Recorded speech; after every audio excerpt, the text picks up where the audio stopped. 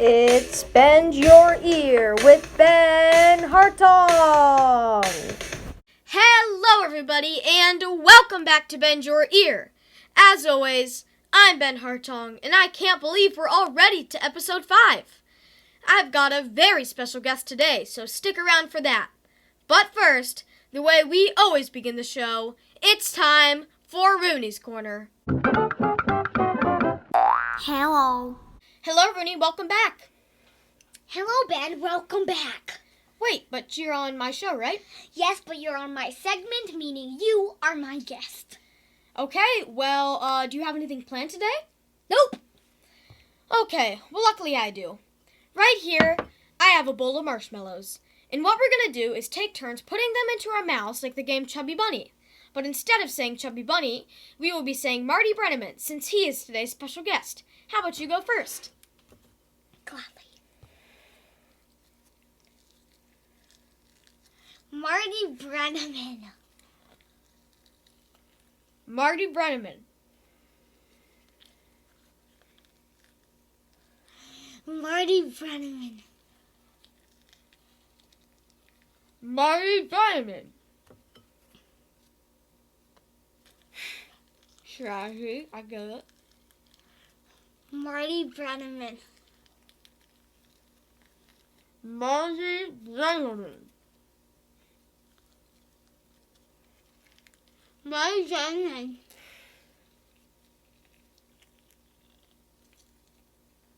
Marty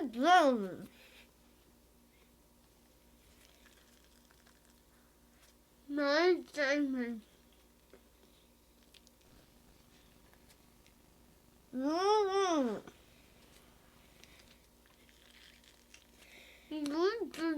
Brennaman. I think we're done here. I would. Alright. Okay, get that out of there.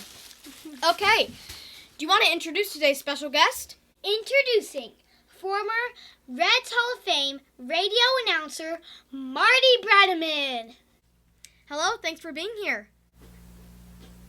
It's all my pleasure, pal. I'm looking forward to it. Yeah, thank you so much. All right, so we all know you as the former Reds radio play-by-play announcer. You first got the job back in 1974, and you stuck with it until your retirement in 2019. What was your initial reaction when you first got the job, and did you know you were going to be doing the same thing for 45 years? Two were guys who were already broadcasting big league baseball. I was coming up out of the minor leagues. And so I got the job, but never in my wildest dreams did I ever feel like 46 years later, I'd be retiring from the same job that I got back in 1974.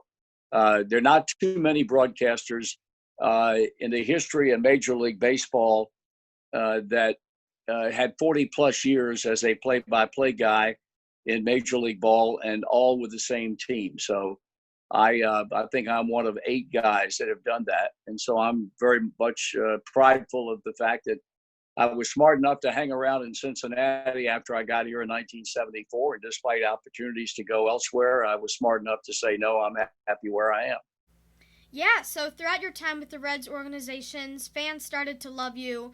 They wore Marty t-shirts. More fans actually started listening to the radio. They bought all sorts of your memorabilia. So this is actually a 2-part question. First of all, when you first got the job, did you know you were going to be this famous? And second, what has been your favorite part of all this publicity? Well, I certainly never dreamed that, as I said before, being around for 46 years in the same job and building up the kind of support that I realized I had. I replaced a very popular guy in Al Michaels. And Al, of course, went on to tremendous fame with the networks.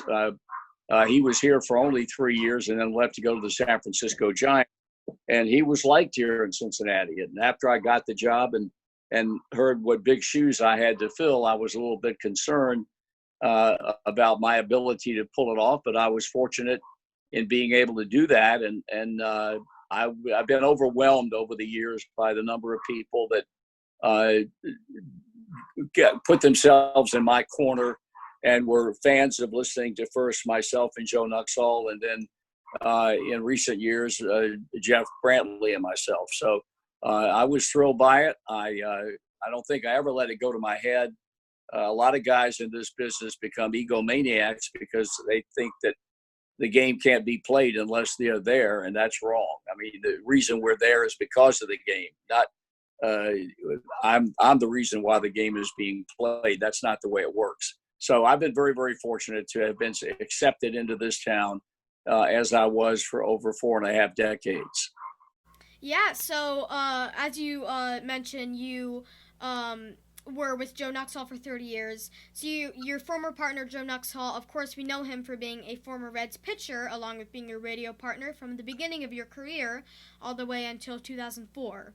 So now his death back in 2007 still saddens many to this day, and I'm sure it really hit hard with you and the fellow Reds community. So I want to ask you what it was like knowing him, not only as a coworker, but also as a friend. Well, Joe and I became very close over the years. I think we really got close when I decided to take up the game of golf in 1995.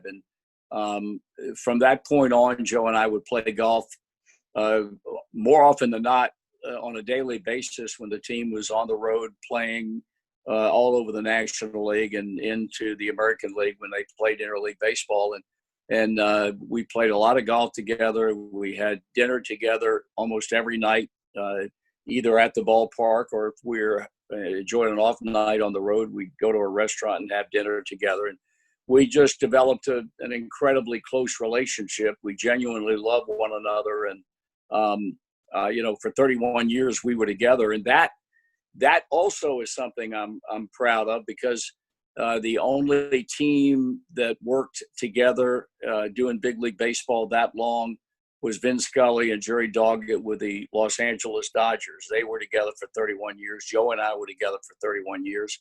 No other pair has ever gone that long on the radio working side by side. So we had an incredible relationship. It was such that we would get mail and it was addressed to Marty and Joe, Cincinnati, Ohio. No address, no nothing. They just knew where to send it. And when they got mail like that, they would send it down to the ballpark because they knew who it was going to and they knew where to send it without any specific address attached to the envelope. Yeah, of course. And I know you guys were one of the most famous duos in baseball history. I feel like, you guys have brought such a legacy that you're such a famous duo. When you think I feel like in my mind, there's PB&J, there's Ketchup and Mustard, and then there's Marty and Joe. Well, that's nice of you to say that, Ben. I appreciate that. I know a lot of people have essentially said the same thing, and it was just something special about the relationship. I used to kiddingly say that it all had to do with the fact that he was a left-hander and I was a left-hander, and left-handers are a little bit off-center. They're not exactly march to the beat of the same drum that right-handed people do. And I think that had a lot to do with the fact that Joe and I got along so well together. Yeah, so the other day I was listening to Behind the Mic with your son, Tom Brennaman, and I heard about your decision to retire last year and how you mentioned about how you truly believed that there was a life after baseball. So can you tell us a little bit more about your decision to retire and some of the things that influenced that decision? Yeah, that's a good question. When Joe retired, Joe was physically unable to do a lot of the things that he had planned to do. And that made a tremendous impact upon me. I decided then that I was going to retire, one, on my own terms, and two, while I still felt like I was on top of my game. And I was able to fulfill that. A lot of people are forced to retire for whatever the reason. That was not the case with me. In fact, I know for a fact that had I chosen to continue on for years and years, as long as I was physically able to do it, that the team would welcome the fact that I wanted to stay on. But I felt that there were places I wanted to go and things that my wife Amanda and I wanted to do, and I wanted to do them while I was healthy. And knock on wood, and I'm doing that right now. I don't know too many 78-year-old guys that are any healthier than I am. And I walk 5 miles a day. I try to do the things that are necessary to maintain my health. And so there was a life after baseball for me. It's been a new chapter in my life. Vin Scully and I got to be fairly good friends in the years in which he did Dodgers baseball. Vin Scully's the best baseball broadcaster who ever lived. And he and I talked about it. And even after I announced that I was going to retire, especially last season, in the waning days of my last year, he would call me on the phone. And I think Ben was concerned that I was sold on the idea that I was going to retire. A lot of guys retire and then they realize after the fact that they made a mistake. And I never felt that I was going to look back on that decision regretfully, and I haven't. We've traveled as much as you can, given the fact that we're all living under the cloud of the coronavirus pandemic. But we've done some traveling, and we're due to travel again the end of this month, going into the Upper Peninsula of Michigan and traveling all over the place there and playing golf in a number of different places up there. So I have not missed the game at all. I've not missed being in the radio booth one bit. Now, I have missed the guys. I have missed Jeff Brantley and Tom Brennaman and Chris Welsh and Jim Day and Brian Giesenslaw and Sam LeCure and all of those guys. But missing those guys is not enough of a reason not to retire. So I stay in touch with them. If I'm home, I watch and or listen to as many games as I can because, hey, I'm still a fan. Even though I'm no longer broadcasting the game, Reds baseball is still in my blood. And so I pay attention to what the club is doing. But in terms of looking back on the decision I made in January of 2019, I've never regretted that decision. I made the right decision. I felt like it was the right decision then, and it's the right decision now, and will be looking down the road and into the future.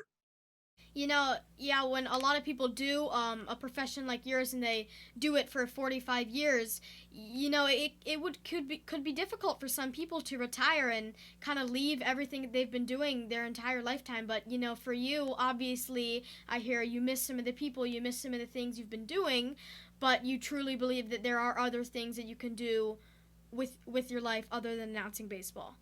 Well, you know, I can look back when Johnny Bench retired. And Bench, of course, is the greatest catcher in the history of baseball and is a Hall of Famer. And Johnny retired, and he never looked back, and he never regretted retiring. And I always looked upon him in that regard very positively because he was a man of great conviction. He had an incredible career, and he just felt like it was time to walk away. And there are guys that are broadcasting Major League Baseball now that probably will never retire because they don't have anything else in their life but baseball broadcasting. And I don't feel that way. I did not feel that way. I don't have the kind of ego that demands that I be in the spotlight all the time. I'm happy to fly under the radar right now. I'm happy to know that my name is not out there, and I'm good with that. I had a lot of that, and I was appreciative of the fact that I had that notoriety. But the fact that I don't have it now doesn't bother me one bit. I'm very, very happy in my own skin and very happy to be married to a woman like Amanda Brennaman who will not allow me to sit around on my butt and not do anything. She keeps me busy, and that's one of the things that you have to do when you retire if you want to stay active. And she certainly works toward that end all the time. Yeah, of course. So when you speak of staying active, you mentioned this on Behind the Mic, and you also mentioned this earlier. You walk at least 5 miles a day. How do you think that impacts you both physically and mentally? Well, I think it helps in both areas. I've done a lot of reading on that. I know how important exercise is. I was never a runner because I've known too many people that did, and they end up with bad knees and all kinds of leg problems. I walk at a reasonably brisk pace. I have a treadmill in the basement of our home, and I'm on that constantly. I've been on it twice today.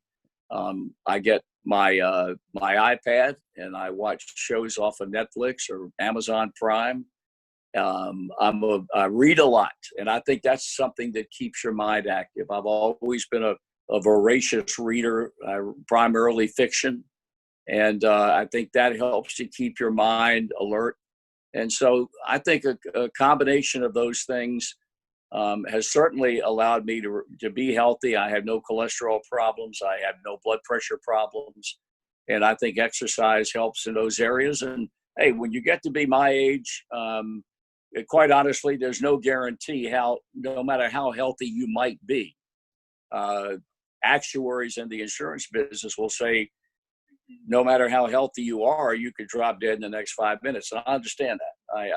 I'm full well aware that, you reach a point where no matter how healthy you are, your age still can work against you. So I try to get as much out of life as I can. As I said before, I'm happy doing what I'm doing. And I know that the walking, as much as I do, helps me. I play as much golf and I have this summer as much as I can. So I'm not one to sit around and do nothing. And again, I think it's helped to keep me younger than most guys my age.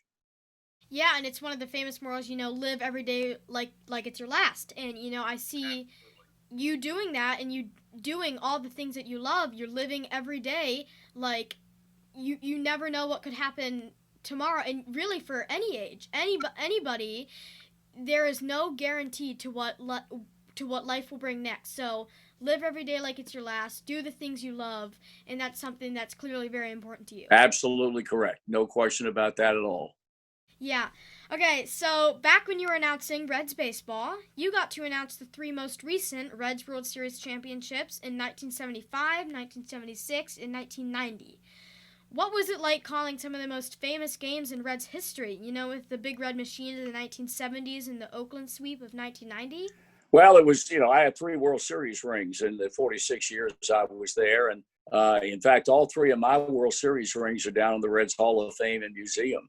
I haven't worn them in a long time. I wear a Hall of Fame ring, which I got in 2000. And that's a ring that I wear. I look back with great memories to the 75 and 76 Big Red Machine teams with Rose and Morgan and Bench and Concepcion and Perez and Foster and Griffey and Geronimo and the so-called Grade 8.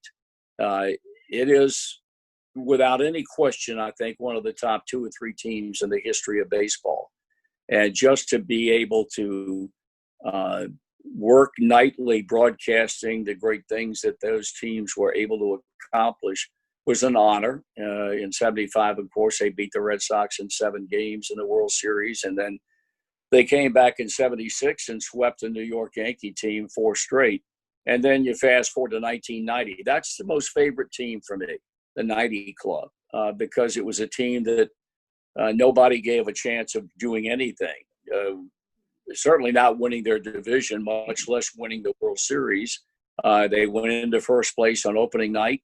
They never vacated first place. They became, at that time, the first team ever to go wire to wire from day one. They never lost first place in the National League West, which is what they were in then.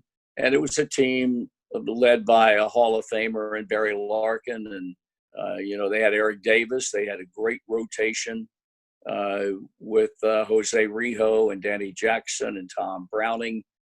They had the Nasty Boys in the bullpen with Randy Myers and Rob Dibble and Norm Charlton, and a great manager in Lou Piniella. So that team was my favorite team as I look back on that 90 Club. And then they go into the postseason. They beat a very good Pittsburgh club with Barry Bonds and Bobby Bonilla and Andy Van Slyke, and very good pitching. They beat them in 6 games, and then they faced the Oakland Athletics, and people were talking about that team building a dynasty under Tony La Russa. They had Mark McGuire and Jose Canseco and that bunch, and the Reds just beat them 4 straight. So I have great memories of being a broadcaster for 3 world championship teams. And the one thing about memories, Ben, they can't ever take them away from you, pal. You got them for all time. No, they can't. And, you mentioned 1990 Reds. I am actually wearing the jersey of the one and only Barry Larkin right now. Barry Larkin would be very, very happy that you got that jersey on. Yes, I know. Definitely something I wear with pride. I don't blame you, pal. Yeah. All right. So another very famous game you called was Hank Aaron's 714th home run, tying Babe Ruth for the all-time record for home runs. So, this was your first regular season game you had ever called, and yet in the first inning, history is made. What was it like for you being really, really early on in your career, getting to see such a historic event happen right in front of your eyes? Well, I happened to be at the right. I was the right guy at the right time. My timing was impeccable.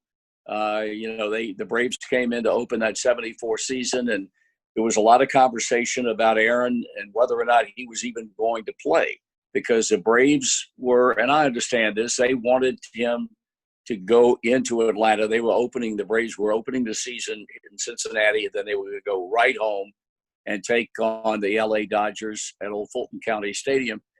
And the commissioner stepped in and said, no, this deals with the integrity of the game of baseball. So he told the Braves he's got to play in 2 games. So they put him in the lineup reluctantly in game 1. And I think there were 55,000 people at Riverfront Stadium that day. And I'd never seen that many people in any sporting venue in my life. I was overwhelmed by the crowd. And I was, nobody needed to tell me that Aaron was sitting on 713 home runs, or one away from tying Babe Ruth's all-time record. And he did it in the very first inning. 4 batters into my career, Aaron hit a 3-run home run off Jack Billingham to tie Babe Ruth's record. And when the inning finally ended, Joe Nuxall looked me in the eye and said, I can't believe it. He said, what do you do for an encore? And I said, I don't know. I was very, very fortunate to be a part of history in the first inning of the very first regular season game that I ever did. And what was interesting was last season when the Reds went into Atlanta to play the Braves, and I never crossed my mind, but a guy I'd known forever came up and he said, you know what's unique about this night? And I said, no. He said, there are 2 people that were in the ballpark 46 years ago when Henry Aaron tied Babe Ruth's record. And I thought about it for a moment, and then I realized, he said, you were there and Henry Aaron was there. And there's nobody else here in Atlanta that was there that night. And that made a tremendous impression upon me, because as it happened, Aaron was at the ballpark that night in Atlanta when the Reds were playing there. So did you get to meet Henry Aaron that night? I did not see him, unfortunately, that night, but I had been together with Henry a number of times over the years. So he and I had been together for a number of times, and we chatted periodically over the years. But unfortunately, that night, I was not even aware that he was in the ballpark until someone told me that. Wow, that is incredible. Of course, it's a milestone for him, and then for you, it's just the beginning of your career. Incredible how 2 things like that happen to collide. No, and after he hit the home run to tie the record, he played one more game, started one more game with 2 remaining in the series, and the Braves, I think he batted twice or 3 times in the game he played, but then they got him out of the lineup, and then they went home to play the Dodgers, and in the first game of their home schedule on a Friday night, he hit a home run off Al Downing, a left-hander with the Dodgers, and that broke the all-time home run record. So he tied it in Cincinnati, and he broke it, as he should have, in Atlanta in front of his home fans. Yeah, that's incredible. All right, so aside from Hank Aaron, a few other famous games you have called were Tom Seaver's no-hitter, Pete Rose's 4,192nd hit, Tom Browning's perfect game, and Ken Griffey Jr.'s 500th and 600th home runs. And that's just to name a few. So again, what's it like knowing that you are the voice behind many of these historical events? Well, I was thrilled, and it was a case more than anything of watching great players play on this team over a period of a lot of years. The no-hitter that Seaver had was against the St. Louis Cardinals. I thought that it would have been very sad for Tom to go into the Hall of Fame one day, having never pitched a no-hitter. I think he had 5 one-hitters, and I think 2 or 3 of them were no-hitters that were broken up in the 9th inning. So he came very, very close a number of times to pitching a no-hitter while he was with the New York Mets, and he finally got his no-hitter in a Cincinnati uniform. And in Browning's case, it's a perfect game. They don't fall off of trees every day.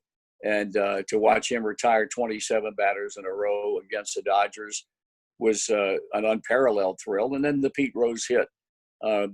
It was a hit that set a record that will never be broken, because I don't think there are any players playing the game of Major League Baseball today, or those who will in the future, will ever play long enough to challenge Pete's record. I don't think that'll happen.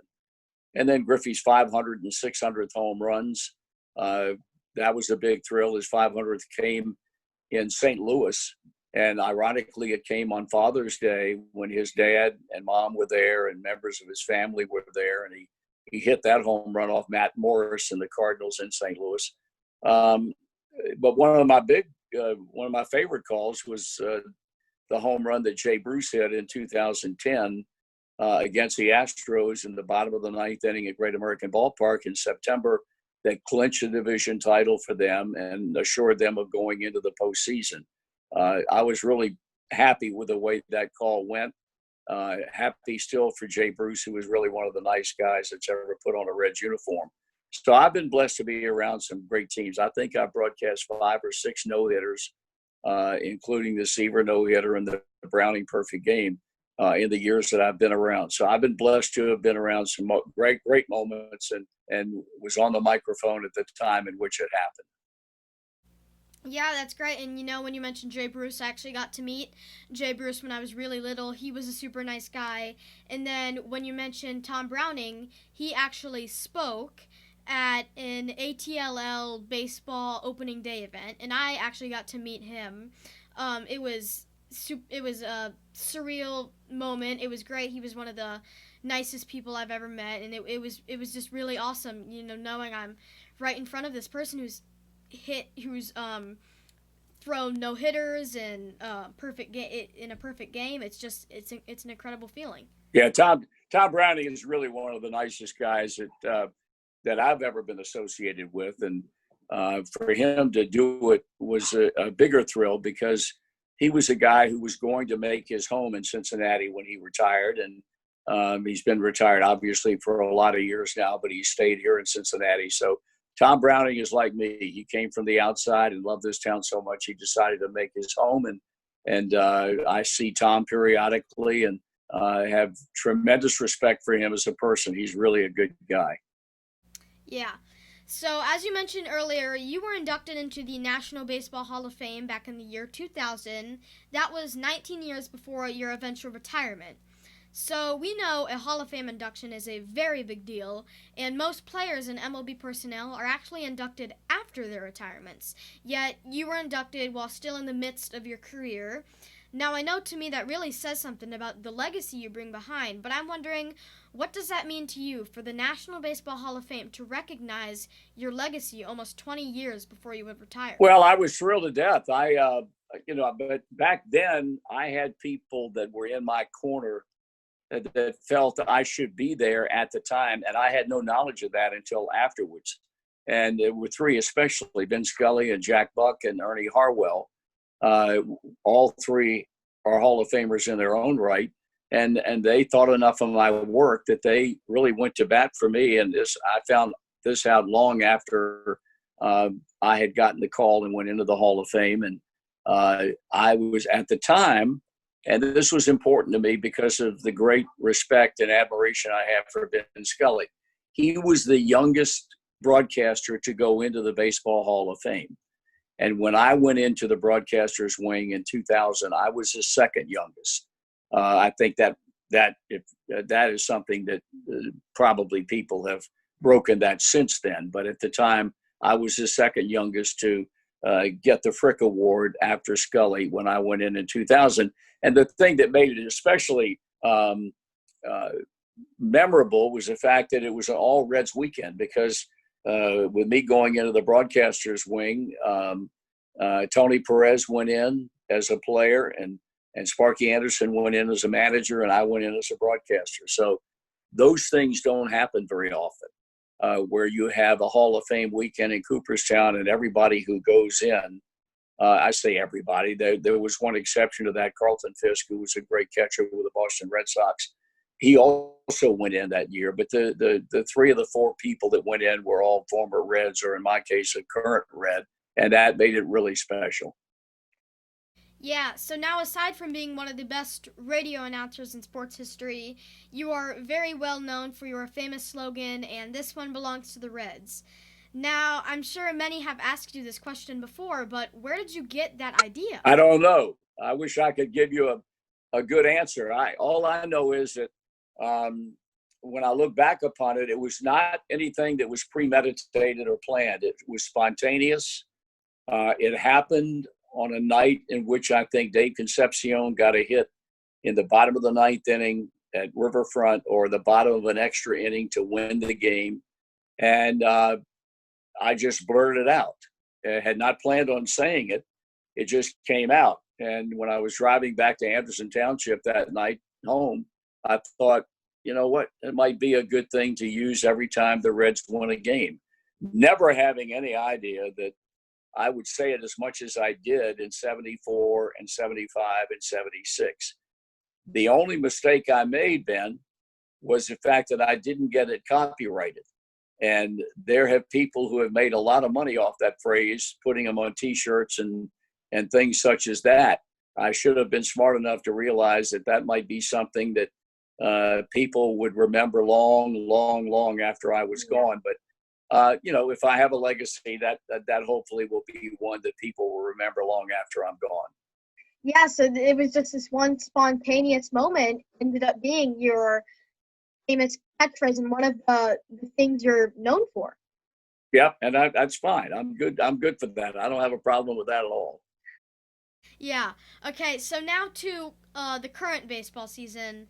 As we know, the pandemic has canceled most of the MLB regular season, so teams are currently playing in a shortened 60-game schedule. Now, more recently, we have seen games get canceled due to outbreaks among some teams, specifically the Marlins and the Cardinals. Now, how do you think Major League Baseball is handling this season as far as player safety goes? Well, they've had to make up rules and change rules and implement new rules, and they've been doing it on the fly because and I understand this. So they're dealing with something that they've never had to deal with before. They don't know, what the pattern would be about who would be affected, who would not be affected, how bad the affection would be, as it's turned out, according to the older you get, or if you have any underlying health problems, it can be really, really serious, as opposed to if you're a young person. And so they've gotten a lot of bad publicity about the way this whole thing has gone down, and I don't think that they are deserving of all the criticism that they've got. I think they're deserving of some of it, but not all of it. They're in a situation right now. You mentioned the Cardinals. The Marlins obviously have gotten healthy, and they played surprisingly well.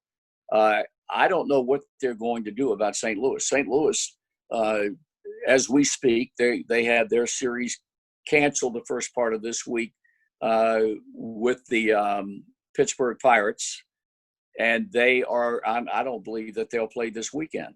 And so the number of cancellations are mounting up. They've not played, as we speak tonight, since the 29th of July. They played a grand total of 5 games, and I simply can't imagine how they're going to make up the games that the Cardinals have lost. So it's been a tough situation for everybody. I said when they finally started that I don't think they'll see game number 60, and I'm still not convinced that they will. Outside of a couple of clubs, we have been relatively blessed with no widespread infection. I marvel at what's happened with the NBA because they've had very, very little infection. They're living in a bubble down in Disney World, and they apparently are, except for a couple of bumps in the road, when guys have done some things they shouldn't have done. The NBA has been relatively virus-free, which amazes me. Yeah. Guys that are constantly in contact with each other all the time. They're exchanging perspiration all the time, but they are doing what they are supposed to do. And I think that in and of itself has put them in a very enviable position. Baseball has had some lapses. Most recently, Zach Plesac with the Cleveland Indians went out this past weekend in Chicago with family and friends. And when the club found that out, they immediately sent him back to Cleveland. He upset his teammates. He upset the Indians administration. You simply can't do that. And he apologized profusely. But the fact of the matter is he did it, and he put a lot of other people in jeopardy in the event that he tested positive, which I don't think he did. But you can't take that risk. You've got to do what the experts tell you to do, and all that does is enhance your chances of seeing this season come to a 60-game end at the end of September. But I'm keeping my fingers crossed that they're able to get back. They're able to play without any interruption that would cancel whatever was left of the season. But I think that's still somewhat up in the air. Yeah, so, a statement made from Rob Manfred last month was saying if the players, don't handle this as well as they should be, the league might have to shut down again. Now, obviously, big majority of the situation is in the MLB administration and the commissioner's hands, but really a lot of it's up to the players about how they handle this. Yeah, and you know what? Let's be honest about this whole thing, Ben. They are involved in a very, very unique season. 60 games really smacks of a lack of credibility. They've done some things to try and enhance the interest. And I think the mere fact that it's 60 games creates a level of interest that might not otherwise have been there. But they've implemented some things that they're doing, put the runner at second base with nobody out if a game goes to extra innings for both teams, playing 7 innings in a doubleheader situation. These are things that may not ever happen again. On the other hand, they may be things that they find a tremendous amount of interest in that they may implement down the road. But the bottom line is that if they can get through the season and get through the postseason, that baseball will be $900 million richer because of the postseason money that would be due them from the networks that cover Major League Baseball. And obviously, these teams have been hemorrhaging money because they can't play in front of fans. And so they're trying to get to the finish line where they can cash in on almost $1 billion in rights fees. And I can certainly understand that. Yeah. All right. Now, finally, I want to talk about this year's Reds baseball team. We have seen some new entries over the offseason, like Mike Moustakas, Nick Castellanos, and Shogo Akiyama, just to name a few. So now, as of when we are recording this, the Reds are currently 7-9. That is third place in the National League Central. Now, have you noticed any players in particular that you really think could be potential franchise players, or any players in particular you've been watching this season? Well, I've been very impressed with Castellanos. What he's done offensively has been very impressive, more so because nobody seemingly is hitting on this ball club but him. But people have tried to figure out why this season has gone the way it has. I think it's very simple. 1, the bullpen has been terrible. 2, the defense has not been very good. And 3, this team has not hit. Now, I don't think for 1 minute that the offensive problems will continue. I think this team will hit. But I felt when the season began, and I said it the day before the Reds opened the season, that the one area that most concerned me was their bullpen. And I'm as wrong as much as I'm right, but I was right about that. This bullpen has not been good.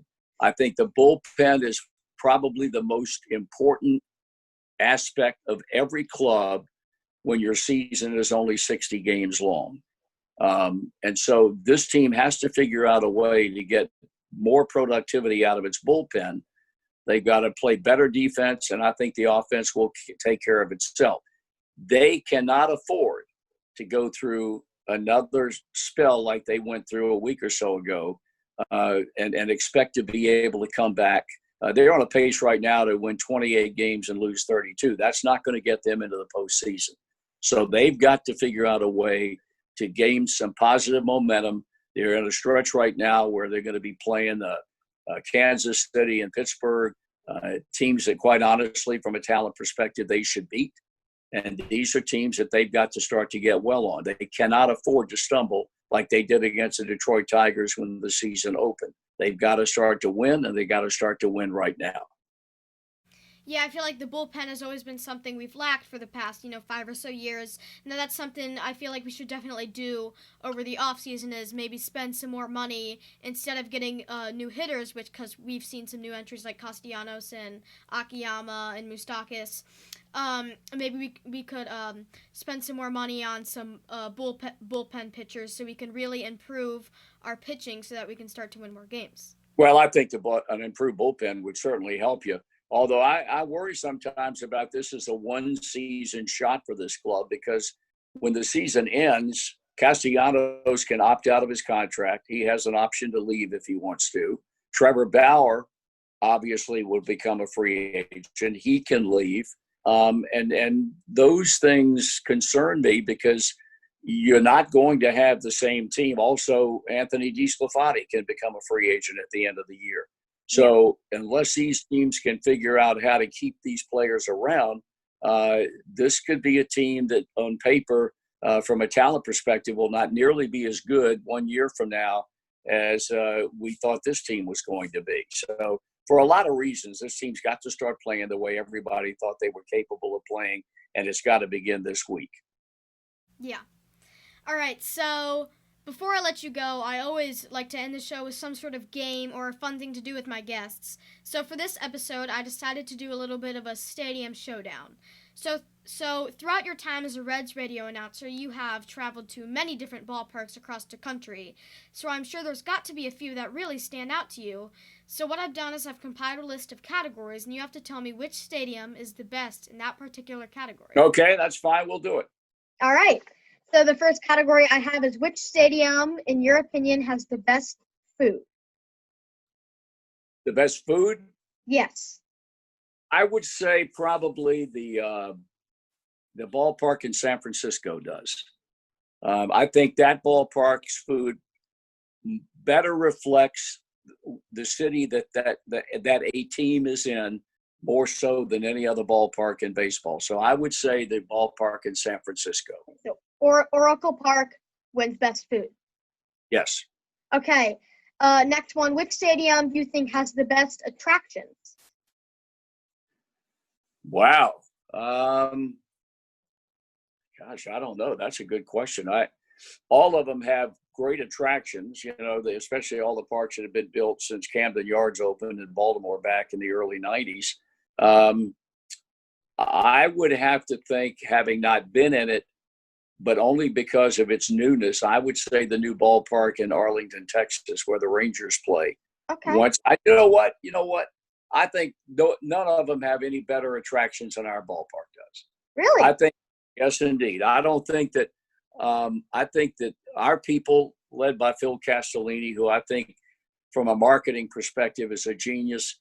They have never stopped improving the ballpark from year to year. They've added new features every year, and it's truly a family atmosphere, because baseball found out a number of years ago that putting a good ball club on the field won't truly get it done anymore, that you've got to have other attractions that appeal to all ages of your family. And I think our people have done about as good a job as anybody in Major League Baseball. So I'd probably give the nod to, among all the parks that I've been to, I'd probably give the nod to our ballpark. Great. So you're going with Great American as the best attractions right here in Cincinnati. All right. Great. Yeah. All right. Which stadium do you think has the best design?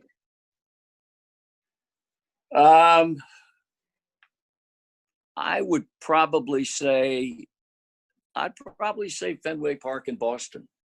It's one of the two old ballparks, so to speak, the other being Wrigley Field in Chicago. That park was designed even before I was born. So, I mean, it's been around for a long time. And they have little nooks and crannies in the outfield where if the ball hits a certain way, it bounces a way that you might not expect it. I'm a big fan of the design of Fenway. They've got the green monster in left field, which is relatively close to home plate. But if you don't get any loft to the ball, it's going to be off the wall rather than being a home run. which really confounds a lot of hitters who go into that park for the first time. It's at a great neighborhood. I would say probably Fenway Park in Boston. Yeah, so I actually knew you were going to say that, and for me, I would actually probably do the same. Even though I haven't been to many ballparks, I have studied some of the designs in the ballparks, and I feel like Fenway, with the green monster in left field, it's something that no other stadium has. So it kind of gives that uniqueness to that stadium. Absolutely right. That's very well put. Correct. All right. Which stadium has the best fans? The St. Louis Cardinals have the best fans. Really? Yes.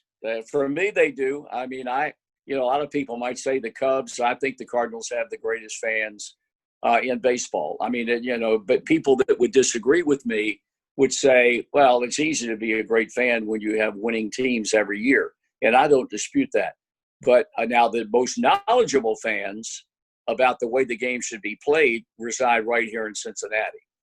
I think the people that have followed the club over the years have tremendous knowledge of the history of this franchise, going back to the 1869 Red Stockings.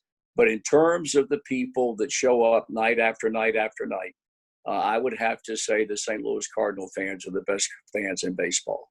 Okay, and we know the St. Louis Cardinals, one of our division rivals. So you're saying they have the best fans in all of Major League Baseball? Oh, I think so, without any question. Okay, all right. Last question I have: which stadium has the best traditions? Oh, yes, great questions, Ben. I don't know. That's a tough question. I know that Dodger Stadium, has been around since the early 60s, and it looks like it was built last night. They've done such a great job of keeping it up. And every time I go into that ballpark, I naturally think about all the great players that performed there, and even before that at Ebbets Field in Brooklyn when they left there and came west to L.A. in the late 50s. No club has a greater tradition than our team does. I mean, after all, it was the first professional team in 1869, led by Harry and George Wright. The 150th anniversary they celebrated last year. So as far as tradition is concerned, nobody, our club, this franchise here would take a back seat to no one because of the history involved in first the Red Stockings and then for all these years, the Reds. So I'd have to say the Reds have the greatest tradition of any team in baseball. Of course, right here in Cincinnati, you're saying Great American has the best traditions and the best attractions. Yeah, I mean, you can't compete with the oldest club. I don't think you can. I agree with that as far as tradition is concerned. No question. All right. Thank you so much for coming on my show. Greatest announcers in baseball history.